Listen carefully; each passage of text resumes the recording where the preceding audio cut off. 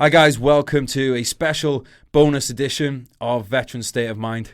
I'm joined in the studio by my friend Gareth Emery, a DJ and a music producer, amongst many other things, which we're going to get into. You can throw words like entrepreneur in there. And I wanted to do this episode with Gaz because this is Veteran State of Mind. Gareth isn't a veteran, but I think the direction I'd like to start taking this podcasting a bit more is, yes, do I want to have veterans on the show? Absolutely, and that will be the bulk of the show. But I think this idea of thinking that we can only learn from other veterans is it's not a good one. You know, there's people out there who have got a hell of a lot of experience, and I want to start breaking down this idea of civvies, military. You know, one of the reasons I think people struggle with their transition to civvy street is because it's like they are they feel like they're stuck in a bubble, you know, in this new kind of world. And it's, you know, the best way to transition to civvy street is to embrace civvy street and to, you know, this, while you've been in the army for, let's say you've done 12 years in the army, well, someone else has been doing, you know, the world hasn't stopped while you've been in the army. There's other people who've been doing great things. And there's so much fucking crossover in all kinds of industries. You know, if you've been in the army, you will have some crossover to being a fucking fisherman, deadliest catch kind of guy. There's going to be some things that carry over regardless of the profession. If you've been a hooker, very similar to being in the paras, I imagine. that kind of thing. So, Gaz, welcome to the show, mate. Thank you, mate. I was also going to say, given we've had you DJ at some of my shows, I figure that now you are actually a DJ as well, but we've brought you onto a show and had you DJ, so it's kind of like the reciprocal favour, right? That's true, actually, mate. I hadn't even thought of that, and I am looking forward to DJing in Denver in a couple of weeks. Oh yeah, we're doing it again, aren't we? Yeah, I'm fucking looking forward to that, mate. It's usually the highlight of my year. Fuck this writing stuff. I always want to be a DJ. It's the low light of mine. Worst opening DJ ever. No, I'm joking. Nosebleeder. No, man, I'm looking forward to it. I fucking love music, dude. Like, going a bit off topic here, but just start. Music is like an integral part of being a soldier. Like you have your war porn music that you listen to when you're on tour, you know, which for me was like Linkin Park, Slayer, that kind of stuff. You know, I wrote about it in Brothers in Arms. You know, I included some of the songs in there. Unfortunately, Lost Prophets were one of my favourite bands at the time. Yeah, they've kind of ruined that one. Yeah, they kind of ruined that one. So, yeah. Man, I'm so glad that I didn't die, because, like, if I died, I'd ask my brother to play Lost Prophets at the funeral. So that would be forever besmirched. So I got, like, I'm glad I'm not dead for other reasons too, but that's probably one of the top ones. Yeah, your funeral music would have aged badly. the VHS would have had to have been destroyed. For years after it did, but yeah, his funeral was amazing. We played some music. Yeah, right? we were playing music. But it's funny because it's like, well, not funny. I mean, it's not funny, but I distinctly remember music from my friends' funerals and stuff. Like, I remember when my friend Aaron passed away. He was a military friend. It wasn't a military death. And he had Brothers in Arms by Dire Straits played at his funeral. Incredible song. And yeah, one of the best pieces of music out there, I think. When my editor, Ingrid, she first suggested that we use that name for the book, I was like, no, because it was such an emotive song because of that. Yeah, exactly. And that's what's so amazing about music, dude, is it's so emotionally charged. And I think that, so like, I love, you know, your take on this. You know, talk a lot about on this podcast about recovery and stuff. Well, how important can music be for people's recovery?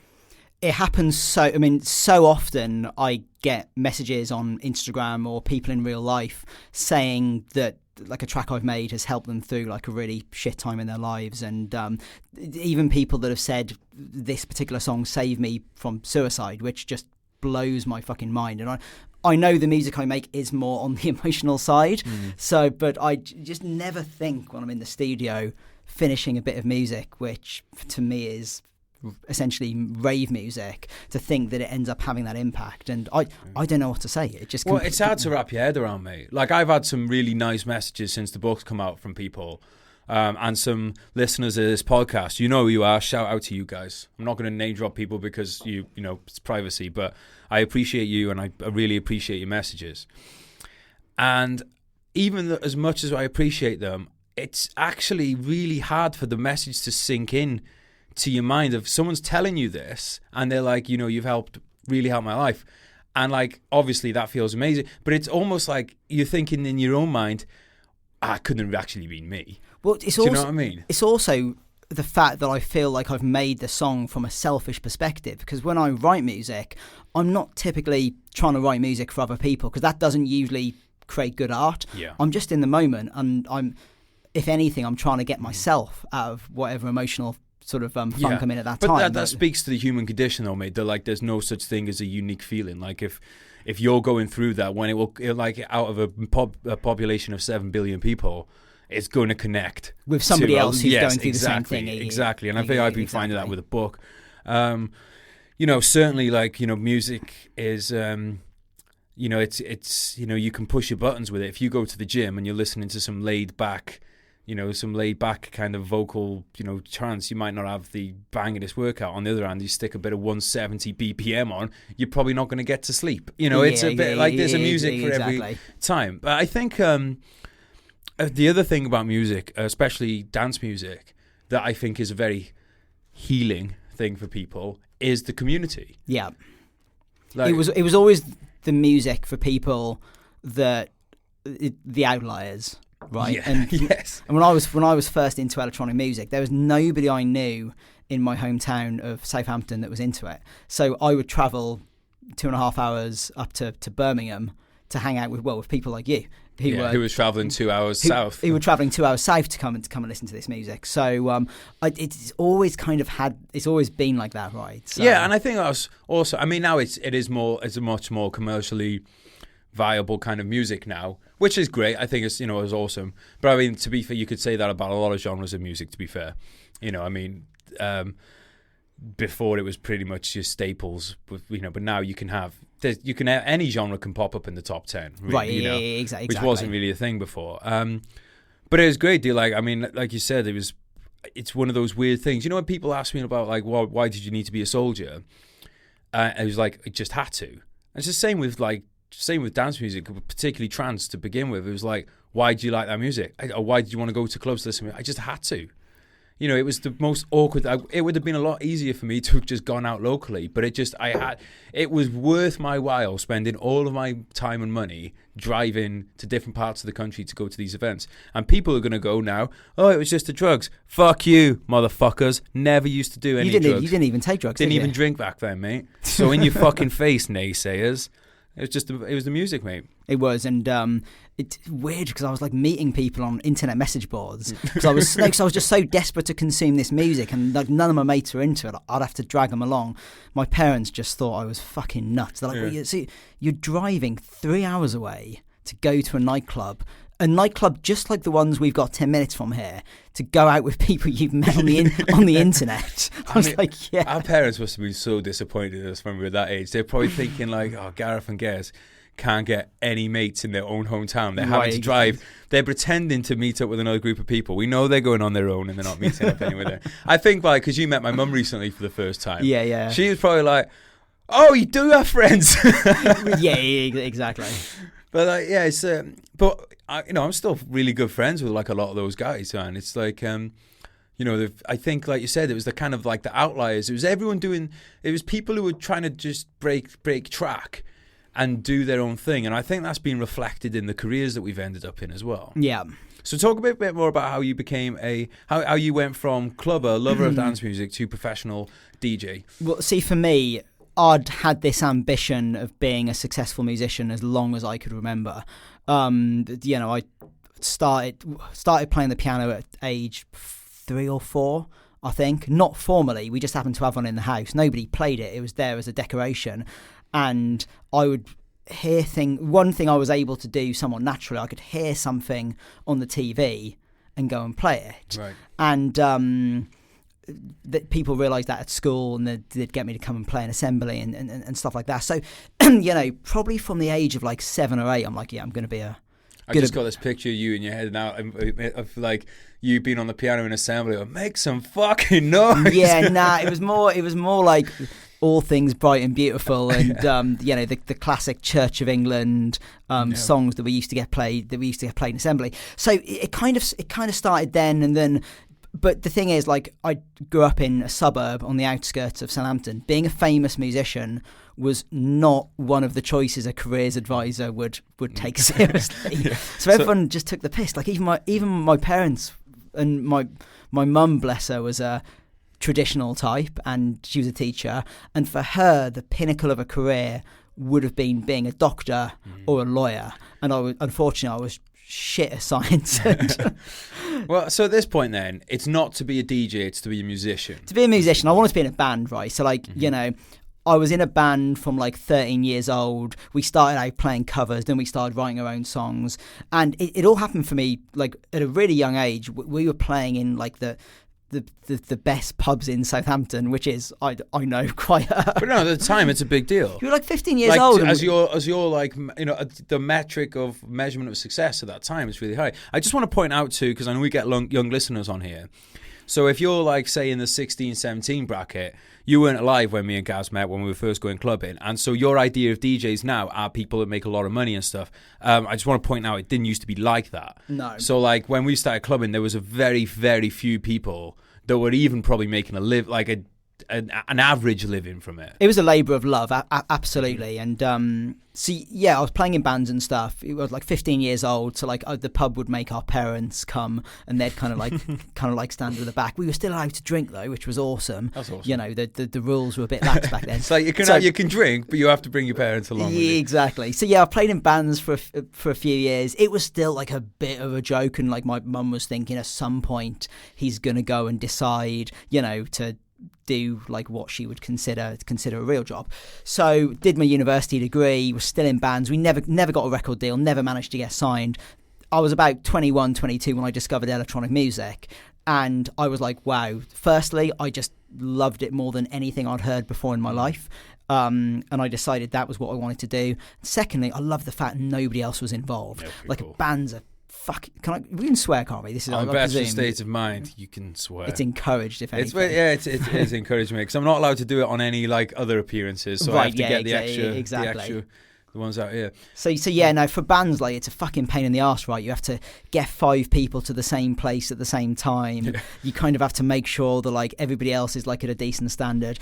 And I already knew it was going to be a pain if we ever had any success. You could see where the arguments would start forming. And I was like, be a DJ, fucking amazing. You make the music yourself, you perform it yourself by DJing. So I went down that route, and yeah, probably 4 or 5 years after I started making electronic music, then I got a deal, and it kind of went from there. Yeah. So who's the first? Because you had you made your own label pretty early on as well, didn't you? Well, actually, the label I signed to went bust because it was at a time where the internet was taking over, you know, CD sales. So the label just went completely tits up.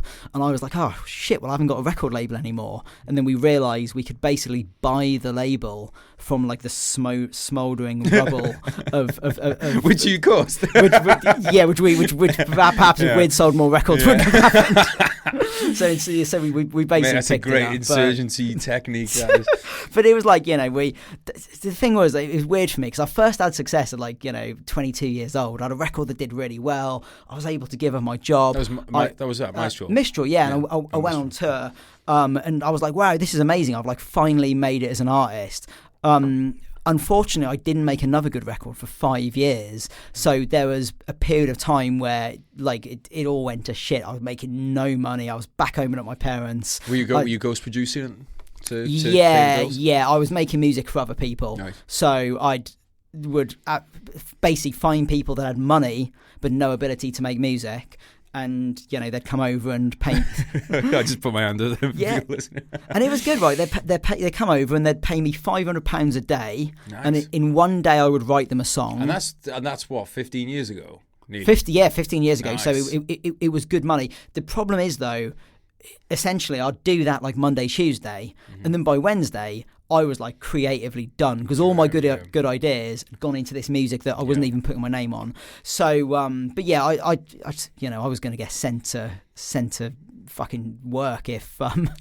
It seems to be really like a common thing, mate, that like at some stage for most people, if you want to work in an artistic industry, you're going to have to do work for other people that they put their name to. I've done it, you've done it. I know people that work with artists, as in like painters and stuff like that, who do, you put a lot of the graft in yourself, you don't get your name on it. Some people get shitty about it. I think it's just a rite of passage into the industry. You do what you can to get by, and it's better than the alternative, which I also did for a couple of years, which is working a day job and then doing your art on the side. Tell people the day job, mate, because I always like the day job was...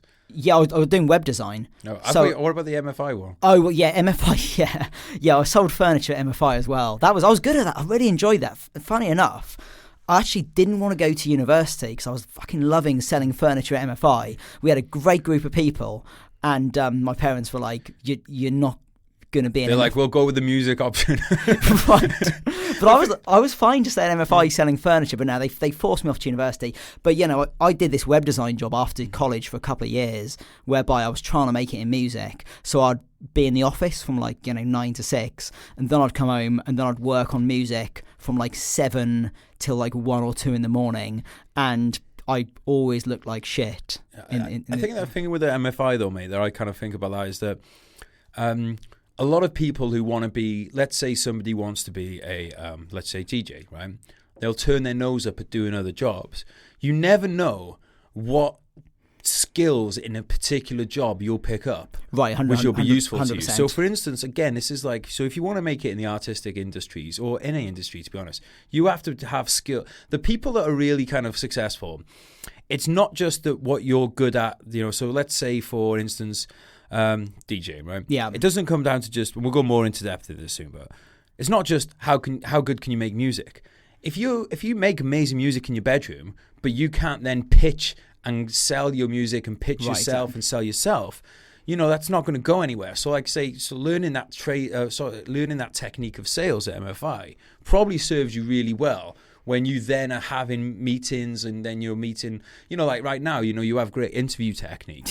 If you can sell that crap we were selling at MFI convincingly, you can probably sell anything. But I genuinely believed, I was like, if I'm going to do this, I'm going to be fucking good at it. So I bought the furniture myself and I took it home and I put it together and I learned everything about it. So when I was selling it, I could be like, yeah, I've got that one. It's really good. I put it, and so I got really good at selling. I think that's a great point as well, though, mate. Is if you're going to do something, do it to the best of your ability. Oh, because otherwise it's just fucking miserable, right? Just sitting around waiting for the day to end is just not a way to spend this. Yeah, and I just think as well, it's like when if someone's paying you a wage, it comes down to personal kind of pride of are you really okay with just fucking that person over and taking their money? Because if you are, then what makes you think that you're going to be able to, if you can't do the best for someone else that's paying for you, I guarantee you're not going to do the best for yourself, because you're always going to have a boss, even if that boss is you. Yeah, yeah, and the other thing was with MFI, it was commission based, right? And you soon realise what sort of person you are, and I realised quite early on I liked that. The competitiveness that being a commission salesman brought. We had a league table which you could see on the computer who'd sold the most, and I only worked 3 days a week, and every week we had a top dog, and it was my ambition. I was like 17 or whatever. I was like, I want to be top dog once, despite the fact I'm only working half the days everybody else did, and I wasn't allowed to sell kitchens, which is where the big money was. So I went and I fucking hustled hard, and I kept getting number 3 and number 2, and everyone's going, how's this snotty-nosed little shit making all this money when he only works 3 days a week? And I did it once, got top of that league table. Was that your first exposure to bitterness from those who aren't willing to work as hard? Well, it was because the full-timers there, they were there 6 days a week, so obviously they'd let their guards down a little bit, right? And they'd take their full hour-long lunch break.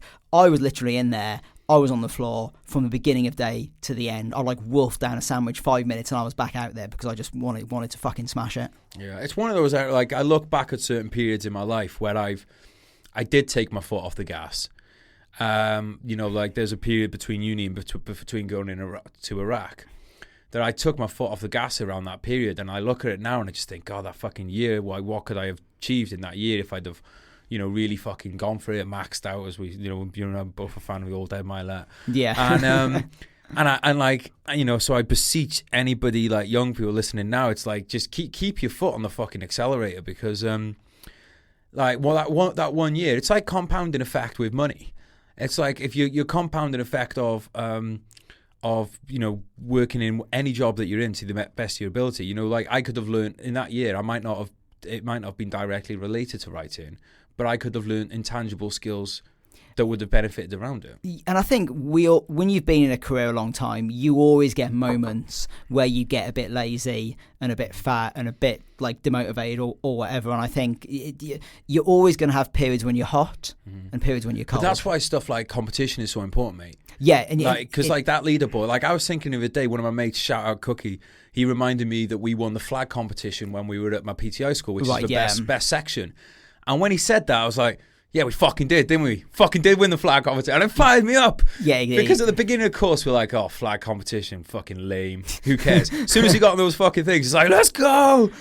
It's just about, I think it's just about like realising you're going to have these peaks and troughs. And it happens in your fitness. It happens in your work. It can happen in your personal relationships. And I think like the best people, it's not they don't have these peaks and troughs and periods when they're hot, periods when they're cold, but they learn that when they're hot, they truly fucking maximise it, and when they're cold, they minimise the damage. Yeah, exactly. Exactly. It's making your low point another person's high point. Exactly. So I try and be better now. So like, you know, for me, a period when I was cold would have been 6 months of essentially writing no music, just like fucking around and reading internet message boards and reading the news and basically no porn in there. Yeah, probably a lot of porn. Mate, all right, here's porn one. As well, okay, yeah. I'm making a public service announcement to young men because it's you guys are the worst. I know women watch porn, but guys, let's be honest, you're the worst. If I could get back all the hours in my life that I have spent watching porn, I would probably be on a fucking super yacht right now recording this podcast. Oh God, yeah, that doesn't bear thinking about. All right, really. lad, I'm going to go off on a tangent here, but it's not actually a tangent because I'm just being fucking real here. Look, you're a young lad, you're working on your laptop. The temptation to cruise over to fucking big tit fucking boobies.com, right, is high, right? Because absolutely. of your penis, right? Do not listen to him. He is a fucking saboteur who has come to stop you reaching your goals in every way. Not only will it fuck you up mentally in a lot of ways that I'm going to talk about in another podcast, we'll go into like all that stuff, but just trust me, it's not good for your fucking mental health. It's not good for your productivity. Be disciplined. Tell him no. Get on with your fucking work. But seriously, like you add up. Like let's say 1 hour a day, right? Let's say you spend 1 hour a day fucking trawling through porn. That's a long session, an hour at least. I mean, yeah, well, okay. Well, I'm saying like 3 20-minute sessions. That's quite easily doable in a day. Yeah, if you're working on your own, right? If you're young, I mean, I'm 38. Well, so yeah, but 3 20-minute sessions, that would be a lot. But for a young lad, I think that's reasonable. Yeah, no, right? I imagine. So over the course of the year, let's even take that down and say 300 hours a year, right?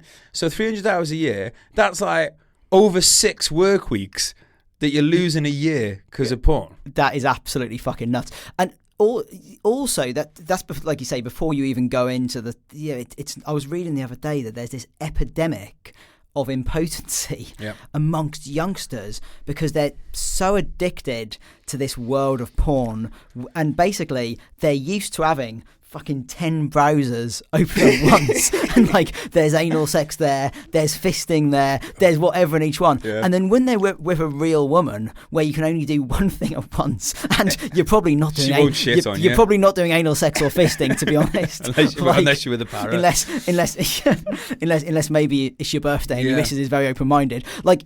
You know, and they can't get an erection. Well, I think it goes even further than that, mate. I think a lot don't even try and get laid because getting a girl to agree to have sex with you. Ladies, I'm not going to speak for you, so don't hate on me for this. I'm speaking from a boy's point of view.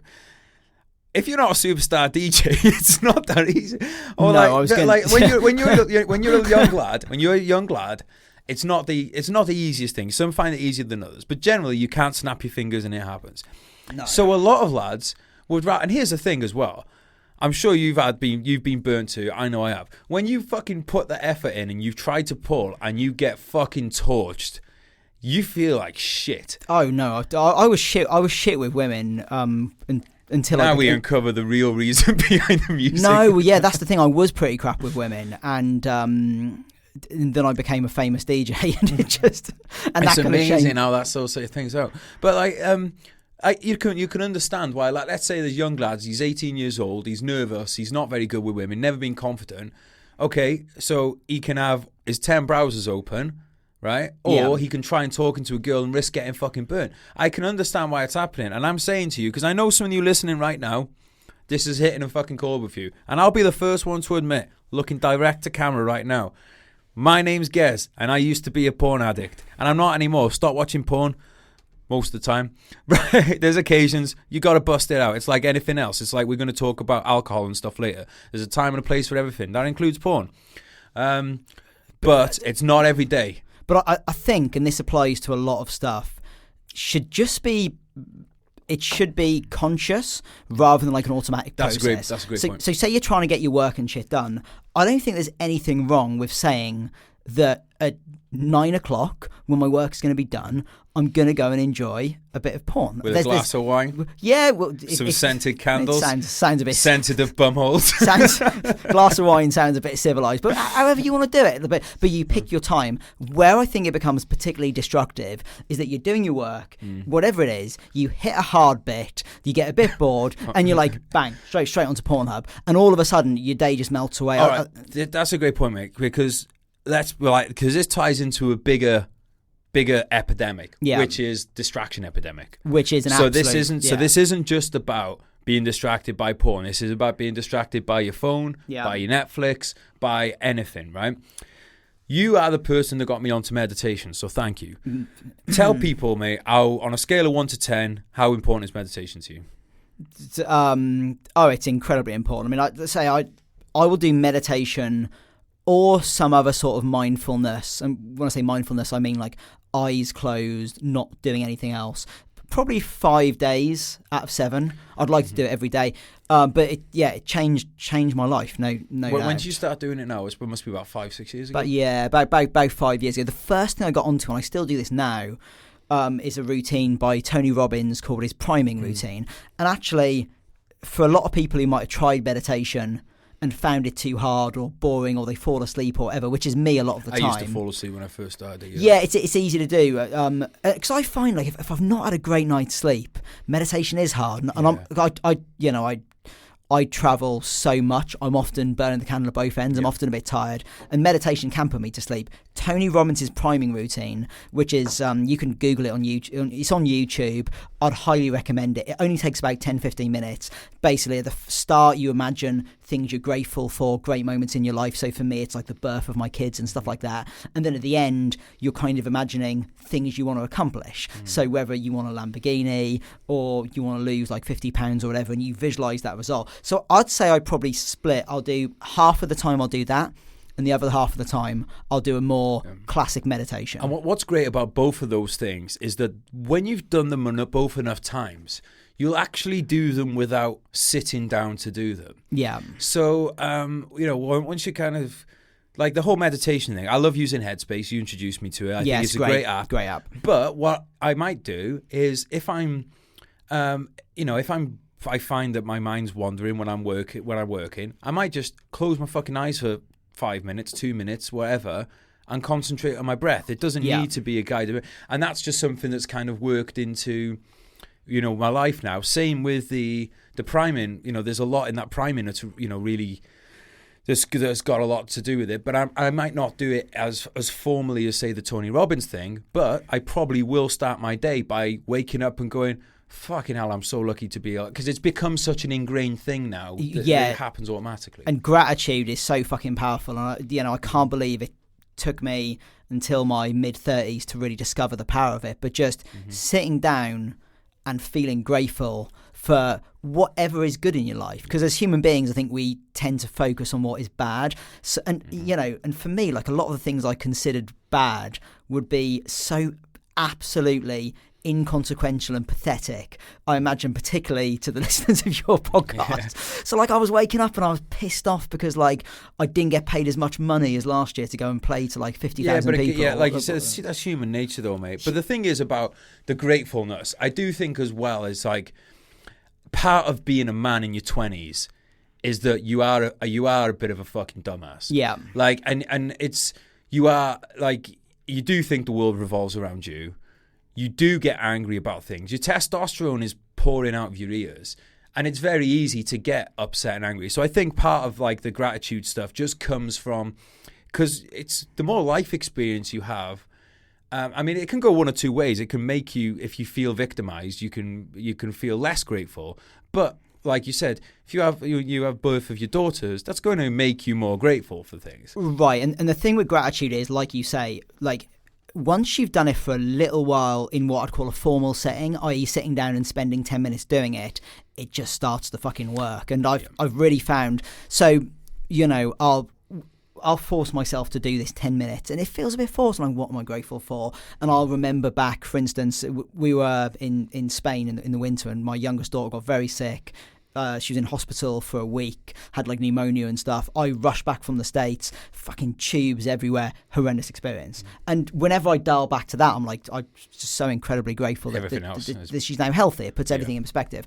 But just by spending a bit of time each day feeling grateful, even on a day when I don't do it, I'll be like landing on a plane somewhere and I'll just look out the window and go, God, what a fucking awesome life. How lucky I am. Like I'm getting paid to travel to, say it was Ukraine on Saturday night to play music to people. Yeah. But even when I'm doing stuff that's shit, I'll be going to like the DMV in California, which for people that are not based in the United States, nobody wants to go to the bloody motor vehicle office. The lines are long, it's bloody miserable. But I'll just find, rather than being pissed off, I'll be in the car and I'll go, man, it's a beautiful day, I'm healthy, I'm able, you know. It's something about the DMV, mate. It's all about making that difference between it's making dead time a lifetime. You know, I can't remember, I'm sorry for whoever made that quote because I can't remember who it was, I can't credit it. But basically, there's going to be periods in your life where there's dead time. Now, this is very important to any young soldiers out there or any potential soldiers or anyone serving in the army. In the army, there's that old saying of hurry up and wait. You will spend a lot of time in the army waiting for stuff to happen. Yeah. Now, it's up to you how you use that time. You can sit around and fucking complain, or you can get something done. Now, it's the same with the DMV, or if you've got, like, oh, my fucking hospital appointment was an hour late. Well, if you'd have taken a book with you, Brothers Announced by Geraint Jones, if you'd have taken a book with you, or if you had a podcast lined up, or if you meditated, or if you have a notebook with you, you're not going to mind about that hour because you're going to have made use of it. And I think I wasted my time. No, you wasted your fucking time. Right, exactly. And if you're prepared to have a bit of a wait and you're ready for some decent material, you actually can end up going, wow, that was actually a pretty good time. Yeah. I didn't want to wait for an hour, but in the end, I'm glad I did. I had it on the train on the way down here yesterday that I was actually fucking pissed off that the train arrived on time because I was getting some really good work done on the train. Yeah. I was like, oh shit, I could do with this train being an extra 20 minutes late now to get it finished. But that's a big difference because again, you know, that half an hour that you just sat there scrolling Instagram because you were fucking bored when you were waiting for an appointment, that might seem like just half an hour, but when you add that out over a year and over 10 years, that is a huge amount of work. And you have to remember, like, not just in the artistic industries, in any industry, yes, you are competing against yourself, but the fact is you are competing against other people. There's only so many fucking books that are going to get sold. There's only so many headliners at a music festival. Right, exactly. If you're sitting on your phone scrolling Instagram and the other person's used that half an hour when they've been waiting for the doctor, they've been using that to, let's say, they've been on Instagram, but let's say they've been writing a really engaging post or something, like, those little bits will add up and, you know, make the difference. You can also buy yourself time back, though. So for me, what I do, and cause I travel, I take 150 flights a year, constantly traveling, so I have a lot of dead time. Planes are delayed, we're connecting, whatever. I've always got my laptop with me and I make music, so whenever there's some dead time, 20 minutes, whatever, I get out the laptop and I work on some tunes. Now, I could easily spend that time like mindlessly scrolling, but what that means is when I get to Sunday, because I've probably knocked in an extra 3 hours of production during these dead periods, I'm like, I've done my work for the week. I can now go and enjoy the day with my kids. Nice. Rather than being on deadline. I'm saying to my wife, I'm really sorry, I've got to go to the studio on a Sunday night because I'm behind on something. So for me, it's like, it may not feel like much in the moment, but I'm literally buying back time with my children on that week. And now you've had the proof that works. Now you can say like now when you're in those periods, you're like, well, you know that this buys you Sunday back, so that encourages you because you've seen the results of what that does. And I'd like to state for the record as well, I am not saying by any means that I do not fucking sometimes mindlessly. Sometimes I will get sucked into mindlessly like scrolling through Twitter or Instagram. We all do because it's addictive as fuck. Yeah, and I'm obsessed with human nature as well. So I'll it's one of those things that sometimes that, you know, through meditation and becoming detached, that voice will come into my head now. Once I've spent about a minute on Twitter, the voice will come in saying, mate, you're on Twitter. Do you really want to be on here? And sometimes I go, yes, I do. Yeah, absolutely. Because I'm like, I'll get into a thread and I'll find it fascinating. I'm like, wow, these people are like really angry. Like, what's going on here? It's almost like, literally like being in a museum or in a zoo, actually, a lot of the time. Like seeing these people, like the behavior, and I'm thinking like, whoa, that person just went off on this person. What's that all about? How did they get to that place? And I think meditation, that's, you know, we talked about the benefits of gratitude and what that can do. I think for me, the biggest benefit of meditation is giving you an awareness of the voice in your own head.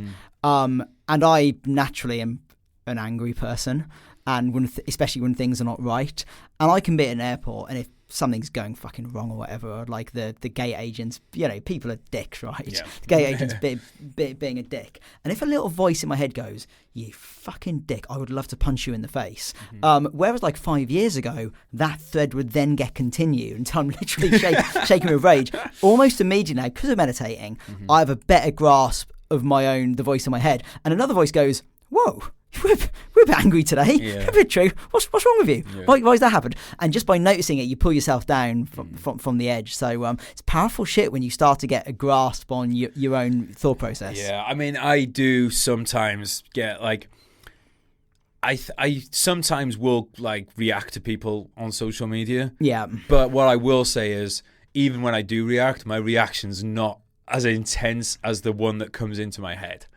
Because sometimes I think that, like, every now and again, people do need a little slap down. Yeah, there's nothing... You know, yeah. but like, there's sometimes... I mean, at the end of the day, I'm fucking from Wrexham, and I'm a fucking squaddy at heart, and my reactions are coming sometimes. I just want to fucking tear people apart. But... You have to remember on social media, though, and I'm going on a bit of a tangent here, but, like, a lot of these people that give you shit are just looking for attention. And I learned the classic example that taught me this once. I was in Miami.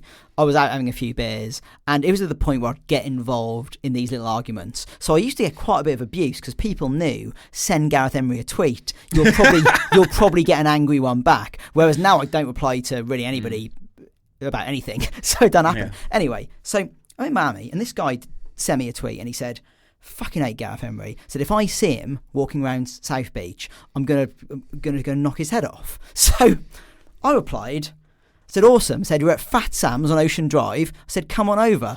Yeah, did he? Said you fat, come on over, you fat fuck or whatever. Admittedly, some alcohol had been had at that point. Yeah. And this just shows the way trolls work. I fucking sent it. There you go. Fucking sent. It's done. And everyone's going, has he replied? He eventually replies. And this is what he goes. He goes, very professional, Gareth. He goes, congrats for... And this is the guy who said he was going to knock my head off. He goes, congrats for showing in one tweet why you will never be bigger than Armin. And I was like, wow, he's gone from knock my head off to like, oh, you're so unprofessional. Could you think? And it's just fucking awesome. This is why, though. Like, it's why you just like... Yeah, because you can't win with them. And it's like one of those things that I'm a bit of an idealist at heart. And sometimes I think, oh, everyone is capable of reaching a higher standard of behaviour and stuff. No, it's not actually true. Some people are just cunts, and they will always be cunts. Yeah, and I think, like, you know, when you respond to people, I now try and show a little bit of empathy, because there's obviously something that's not right with them, but the fact that they're choosing to throw abuse at a random figure on social media they don't even know. Like, so... The most recent one for me was I played a song, Sandstorm by Darude. It's a classic, not everyone likes it. Somebody sent me a message on Instagram and said, you're a fucking disgrace, I can't believe you played this song. Are you going to refund? Are you going to like this is 2 minutes out of a 2-hour set. Yeah. And this girl was so fucking angry I'd played it. And I just wrote a message back and said, oh, sorry you didn't like it. I said, just FYI, it's one of my favourite songs from my youth. I've got great memories from when I was 18. I said, hopefully I didn't play it for too long and you enjoyed the rest of the night. And she wrote back, I'm so sorry. I never expected you to reply. I don't know what I was doing. I love you. You're one of my favourites. And I was like, oh, God, what? God. Yeah, it's a weird one, dude. The reason I bring up the haters thing is because, like you were saying yourself, you're from Southampton. You didn't know anyone who got into DJing, or you didn't really know anyone that kind of... Because, like, look, I don't want to define success as selling ticket sales or book sales. You can be successful in anything. Basically, my definition of success is you're maximising your potential. Yeah, right, exactly. But when it came to the arts, success in the arts... I didn't know anyone. You were the first person I knew, and to be fair, when I saw that you did, actually, I'm going to tell people that story because it's quite funny. So I knew like you when last time I was checked in on the dance music world, it's like 2003.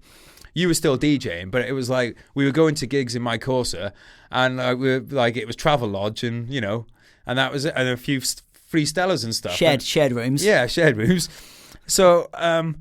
I had a bit of a surprise where after Afghanistan and everything, so now in 2012, driving like from Malibu into LA, put the radio on, I hear you on there. I'll text you, I'm like, just heard you on the radio. Fucking next thing I know, you've got a fucking Lamborghini and everything. I'm like, where the fuck did this come from? But like that, you were the first person really where I was like, oh, right.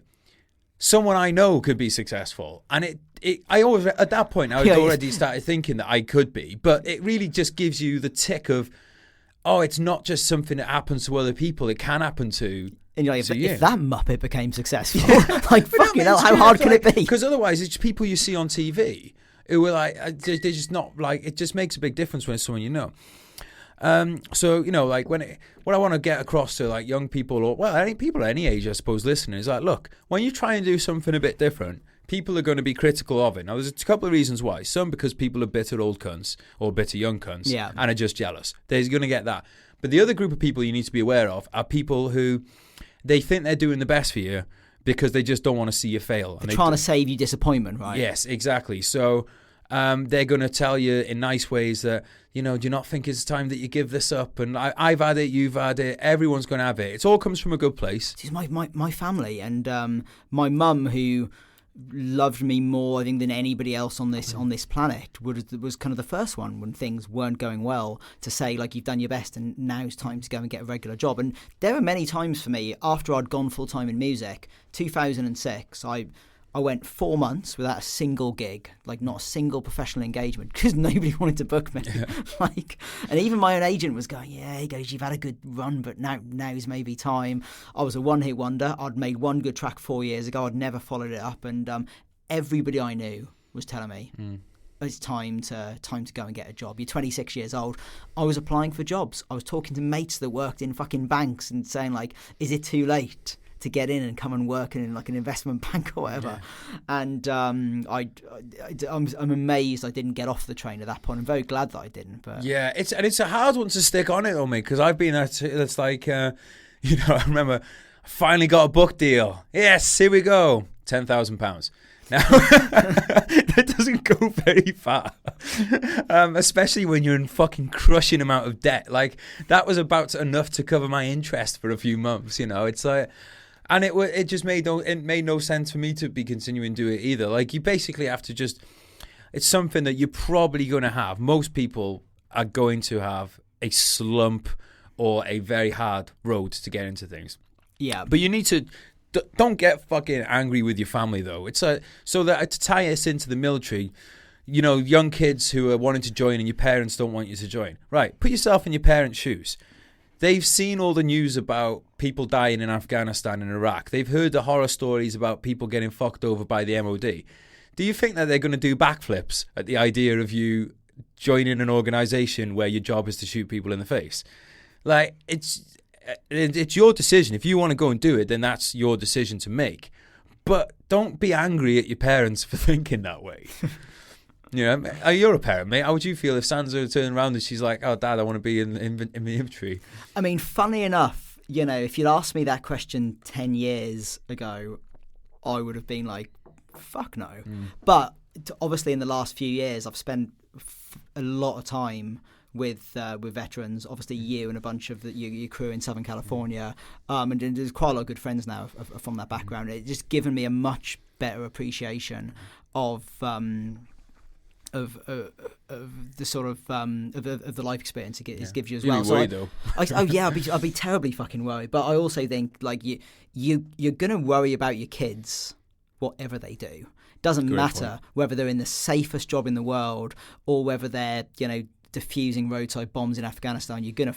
I will be worried whatever. So if it was something that she genuinely wanted to do and she felt that was her calling in life and that was her career path, I'd say good for you. Go and do it as well as you can. Awesome outlook, mate. I think that's something that it's important to remember that like anyone around you, not just kids, that other people's decisions are their decisions.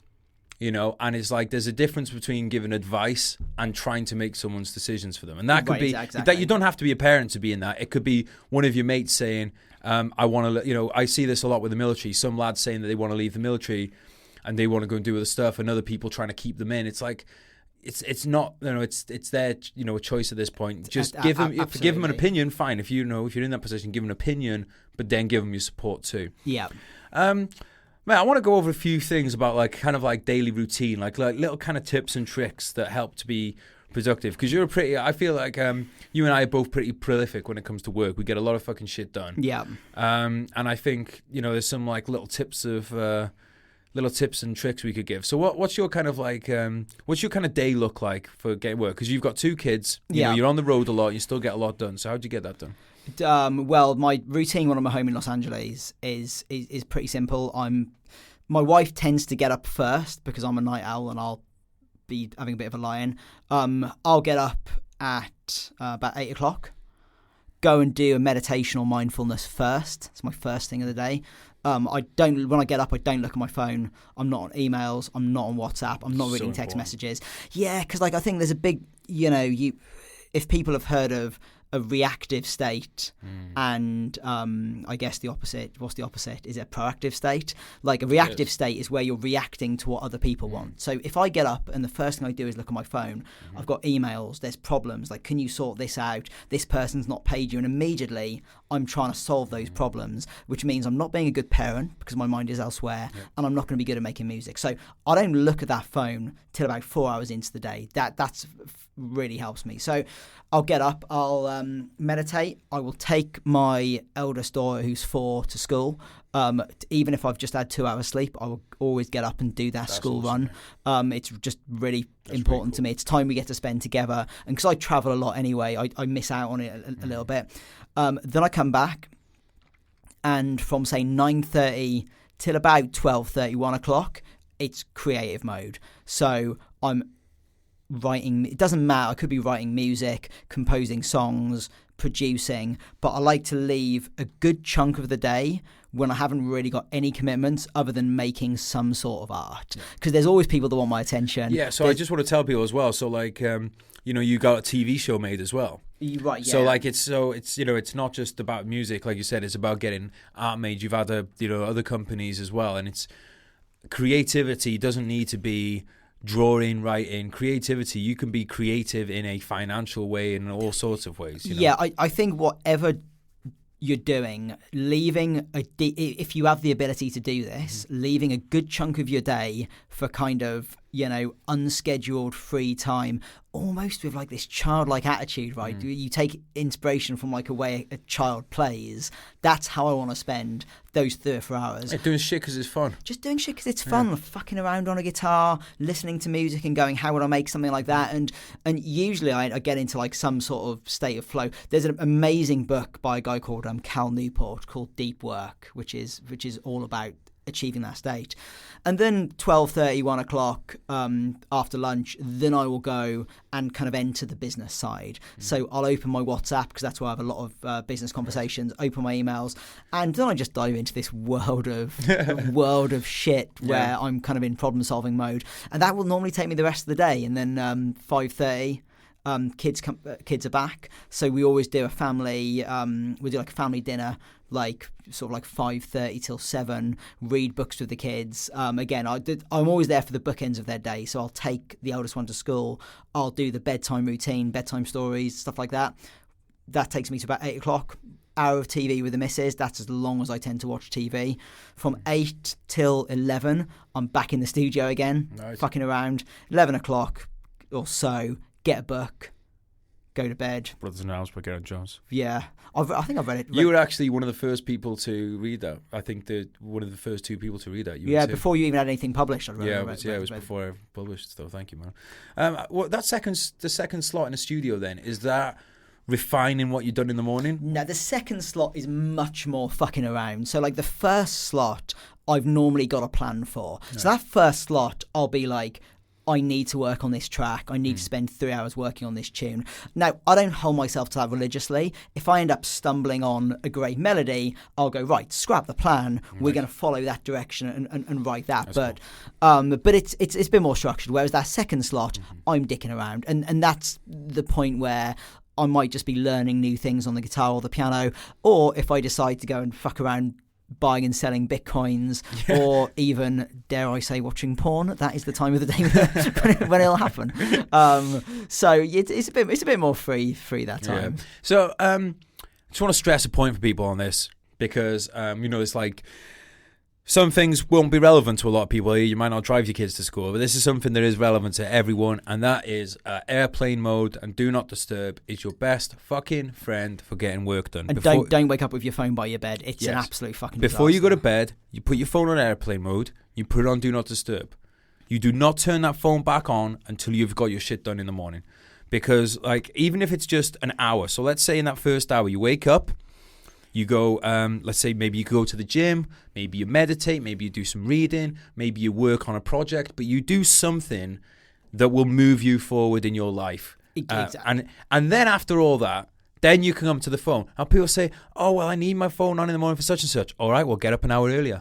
Well, you figure out how to do it though. So like, when I'm traveling, I need my phone on in case there's an emergency at home. Yeah. But you can have your phone on do not disturb, and at least in an iPhone, I'm sure there's a way on Android, you set up favorites. Yes. So I have my missus as a favorite, which means that even if my phone's on do not disturb, if she calls me because there's something at home that needs my attention, the phone's going to ring. Yeah. What I found is often the most important things that we need to do, and for me, it's 3 things. It's my kids, it's my creative work, and it's working out. They're the most fragile, and they're the easiest things to lose when you get sucked into that black hole of YouTube or Facebook or whatever. So, yeah, man. And one thing I've started to do recently is I've started to actually fence off time in my diary for family, which I never wanted to do before, because I'm like, oh no, I don't want to put it there. Like, what kind of horrible person has to put time in for his family? It's actually the nicest thing you can do for them and yourself, because otherwise it's like that time just gets eaten away by other stuff, and then you're not really present, or all that kind of shit. I think the best thing you can do is, and you never will achieve this fully, but I try and be all in on whatever I'm doing. So, for instance, if I go for like dinner with family, I'm not checking my emails. I'm not checking social media, because I want to be all in on that dinner. I want to be present. I want to be engaged in the conversation.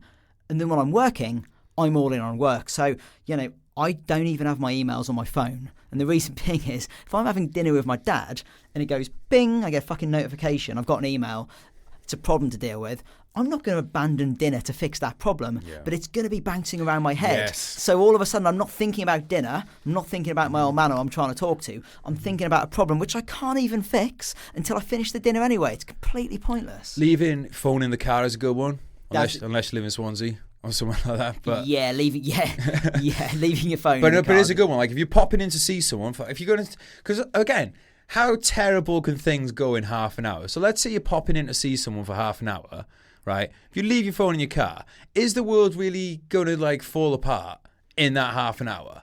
No, let's say it was me visiting my dad, and like, people know I've gone there, then they can work that out. Anyway, we'll push another 10 minutes on this, mate. Yeah, sure. Right, because I wanted to jump into the exercise one real quick, because you never used to you used to play football and have that kind of kick around and stuff. Yeah, but in the last probably year and a half, 2 years, you've got more into the exercise side of things. Yeah. How's that helped you?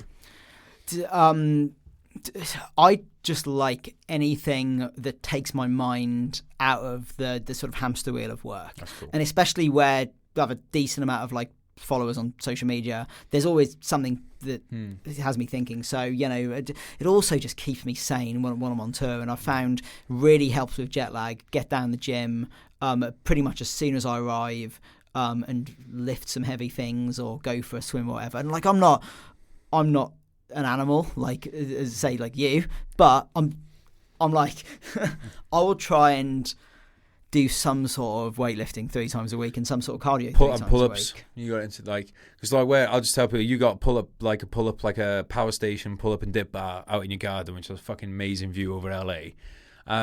So that combination of being outside, doing exercise plus view's inspiring itself. Yeah, well, the thing with pull-ups was I never wanted to lift weights in a gym because I always felt fucking soft, and I felt like I'd go in there and there's all these especially these guys in LA, these massive fucking dudes, and I'd always feel like a bit of a wimp. But then you got me doing pull-ups, and then once I could knock out 8 to 10 pull-ups, I could happily stride into any gym, and if I can lift my own body weight, exactly. I feel like I'd at least first thing I did today, used a different I'm down in London, we're down in London doing this.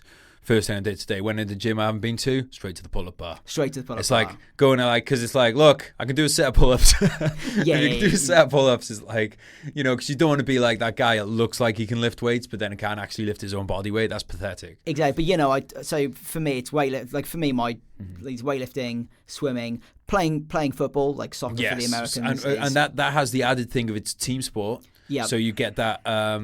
It's the competitiveness. It's being around other guys, which I think is so important. And girls, we got a couple of girls that play with us, and it's actually pretty American. I use guys inclusively. Yeah, American women, all pretty 50 decent at football. Of gender. Yeah, I mean, it's a woman's game. So, but no, the thing I like most about playing football is because that hour and a half when you're there, I'm not thinking about anything else. The entire world goes on pause for 90 minutes. That's why dogs are so happy, mate.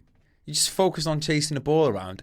And you are fucked at the end of it. Those amount of sprints. Last time I came to do it with you. I'm looking forward to coming out, by the way, while I'm in the States. Yeah. Because I know I've been working on my sprints recently, because I know I'm gonna be fucked at the end of that session. But it's so much fun. It's such a laugh. It's such a laugh. And I thought I used to play football all the time as a kid, and played rugby till I was like 18 or 19. Yeah. And I really, you know what? And this is why I think self-improvement is a good thing. It started. I was reading a book. There's a book by Mark Sisson, known as the fucking paleo primal eating guy. And the book said one of the healthiest things we can do is play team sports. The team sport he plays is, by the way, is ultimate frisbee. So fuck You're that. Fucking grip yourself. Yeah. I do like a bit of frisbee on the beach. Yeah, but an organised game of I'm sure it's a good game. But anyway, I was like, well, fuck frisbee. I was like, but what sport we do not condone ultimate frisbee at Veteran State of Mind. We condone sports that result in concussions. Yeah, exactly. And I was like, what sport do I like? I was like football. And I was like, all right then, see if any of my mates want to play football. So I set up a WhatsApp group. I texted a bunch of people and said, anybody ever played soccer? And a few people had, and now we're 2 years in and we play once a week. And if I'd not read that book, I still wouldn't have kicked a football for the last 15 years. So, self-improvement books, man, makes a difference. They do make a difference, as do self-improvement podcasts. Veteran State of Mind. Right, let's talk about a few little things before we wrap up. Caffeine. Yes. You used to be a massive caffeine head. I go through kind of peaks and troughs. Which makes sense considering the travel schedule. But I think that's something that a lot of people can relate to, because a lot of people maybe... I was going to say a lot of people don't get good sleep and stuff, but unfortunately caffeine plays into that as well. It's like if you're slamming caffeine, you don't sleep as well. It's a bit of a chicken and egg thing, or is that the right thing? Egg and spoon race? I don't know. Something to do with eggs. No, I would do sort of 10, 15 cups of coffee a day and a few Diet Cokes and stuff as well. That is ridiculous. A ridiculous amount. And then I realised at that level, if I didn't have the amount I was used to, if I just had 8 cups instead of 10, I'd get crushing headaches. So quite often I would completely detox from caffeine, go to 0. So I'm drinking Red Bush teas, which are completely caffeine free, and it's a nasty detox. When you go to zero caffeine, it's fucking hardcore.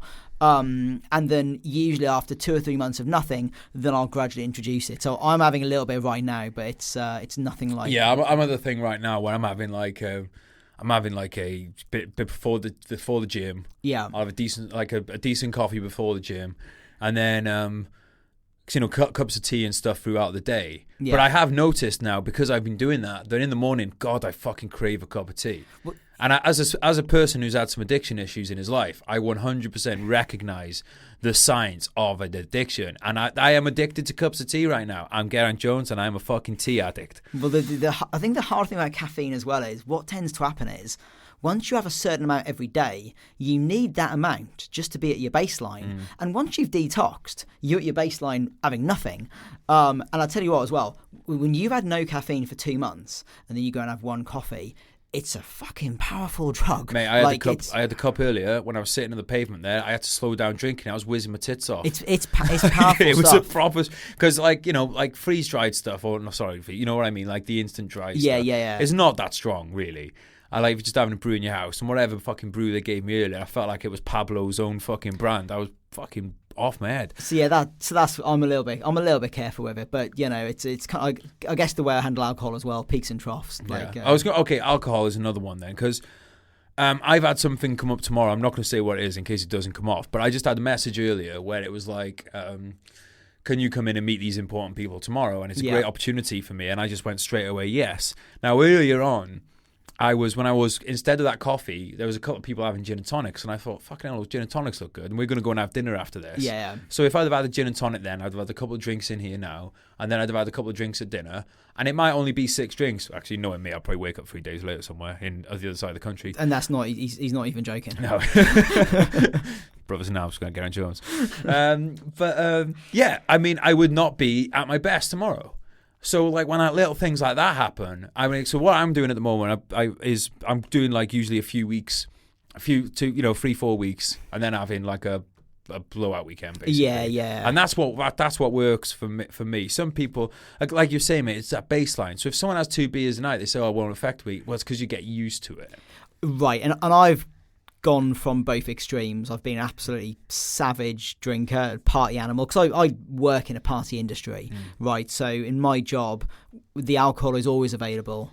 It's always free. I feel like I have a duty to come with you on tour as much as possible to take it off your hands. To take it off my hands and take the drinks right away from me. But, what I did a couple of years ago, well, about a decade ago actually, was really broke the connection between performing and alcohol. So when I perform, and I do like about 80 gigs a year, don't touch a drop of alcohol. Yeah. If I want to have a few drinks, I'll do it after the set. But I'm pretty restrained with the booze these days. And the thing is, mate, as well as like, a lot of people drink because it enhances an experience and stuff like that. Having done some DJing for you on like a much smaller scale to anything that like your big gigs, fucking hell, you don't need a drink with that rush. No, I think the reason it happens as well is 2 reasons. One is because it's what people do, so you just do it. And the other is, at first, it is nerve-wracking standing in front of, I wasn't the fucking most popular kid in school, I don't know about you, but standing in front of hundreds of people who are looking intently at you, and if you press the wrong button, all the music's going to stop. Like, that is nerve-wracking. Like, I was actually thinking about this the other day with the Denver gig. I thought, I want to go up there without having a fucking drink, because I'm just more confident person now. Yeah, and like I look at the job I do, and I get to go and stand in front of Saturday night with like 15,000 people in Ukraine. It's ridiculous. What's the biggest one you've done? Biggest crowd? It's a festival called EDC in Las Vegas, and they reckon I was doing the main stage, and they reckon there was 70,000 people out there. But to be honest, once you get past like 15,000, it goes further than the eye can see. So you sort of lose your perception. How did you feel when you were about to go on stage in front of that many people? I was nervous, and I've done thousands of gigs over the years, so at the start I'd be cripplingly nervous. Generally these days not so much, because I'm used to it, and I also know if you prepared well, that's the key thing. That one I was a bit nervous. I always say for stuff like this, and I think this could apply to any performance from you're doing, you want a bit of nerves. And for me, the optimum amount of nervousness is about between 30% and 70%. Anything above 70%, your hands are shaking, you're a nervous wreck, that's going to affect your performance. Anything below 30 and you're too chilled out. And when we have gigs and I feel very, very chilled out, something always goes wrong. Right. So now, and this is also meditation has helped with this, I try and enjoy the nerves. I'm like, I tell myself, this is fucking feeling alive. You're about to go and do something, butterflies in the stomach. This is what being alive is all about. And I think it says something about appreciation for the crowd as well, because if you've got no nerves, it means you don't care if you fuck up. You don't give a which shit. Which means you don't care about the crowd. Exactly. And that's the same with a book. If you're not nervous about how well you've written it, it means you don't give a fuck about people doing it. If you're a football player and you're going out, well, let's be honest, we've seen it where you watch a game of football or rugby. And to be fair, actually, you don't see it in rugby that much. The reason I don't think you see it in rugby that much is because in rugby, you've got to try or you're going to get smashed. Right, so it's in your own interest, to your own self-preservation. But in football, we've all seen that bloke who's getting paid a huge amount of money. And it's just, you could just see he's not asked. No. And you don't want to be that person. Well, maybe you do. He's getting a good amount of money. But, realistically, you don't want to be that person. No, and I think, for me, preparation is part of it. So I'll often, but even before a big gig, will seem quite relaxed. The reason I'm relaxed is because we've spent the last 2 weeks planning that show. Yeah. Me and my production manager, we know what the lights are going to be, the visuals. I've been working on the set. Essentially, everything we could have done to ensure that next hour goes perfectly has been done. Nothing, right down to things like the position of the microphone when I walk on stage, the moment to the very second I'm going to get on there, nothing is left to chance. This is a perfect way to end the podcast because at the beginning I said that there would be crossover between civilian jobs and military jobs. Yeah. There is nothing more important in the military than preparation. Yeah. By training, it's your drills on your weapon system. That split second can mean the difference between you firing first or the enemy firing first. Your casualty drills that getting the tourniquet on faster and properly can mean the difference between someone's life and not. Going away on tour is a nerve-wracking experience, but when you are properly trained and you know the people around you are properly trained and you know the medics that are going to come to your rescue are properly trained and you know the helicopter pilots are properly trained, it takes away as much as nerves as possible. You have to be a psychopath to not feel any nerves at all. You're going into a job where you might lose your fucking legs or you might fucking die or you might see your friend die. But if you train, if you prepare, your nerves will come down to a manageable level. And like you said, mate, it's good to have a good level of nerves because if you don't have any nerves, that's when you get complacent, that's when things go wrong, that's when people die. And I think if you can tell yourself whatever situation you're in, and I'm not going to compare going on stage to thousands of people to a combat situation where your life is on the line. I can't even imagine the heightened sense. Well, I'm not going to lie, mate. I've been more nervous doing gigs in front of you than I was looking for IDs, which probably says something about my IQ. Well, you're probably more trained for looking for IDs, though. Well, there you go. But you had the training. But there's something about telling yourself, and for me, the expression, I don't know where I heard it, leaving it all on the field. Yeah, love and it. I'm like, and we prepare for things that can go wrong. And these things might be a 1 in 10,000 chance. We have backups on backups. And when I walk on stage, I don't just know where all the shit I know I'm going to use is. I know where the spare headphones are. I know where the spare music is. I know where the laptop is in case the whole fucking system happens. And almost every scenario that can possibly happen, we know what we're going to be doing in that scenario. Action on drills, massively important. Mate, thank you so much for coming on. I really enjoyed this. We could Absolute keep going pleasure. for a while, but we will get kicked out of the studio. So let's wrap it up. Let's go get some dinner. Guys, thank you so much for listening. I hope you got some value out of this. As they say on the internet, getting value out of stuff is important. If you have any more questions for me and Gaz, you can find Gaz at Gareth Emery everywhere. You can find me at VSOM Podcast, at GRJ Books. You probably all know that if you're listening, though. But guys, if you've got follow-up questions, send them in. Do this again sometime. Yeah, good times. Thank Cheers, you. mate. Right, thanks, guys. Bye. Cheers, mate. Thanks.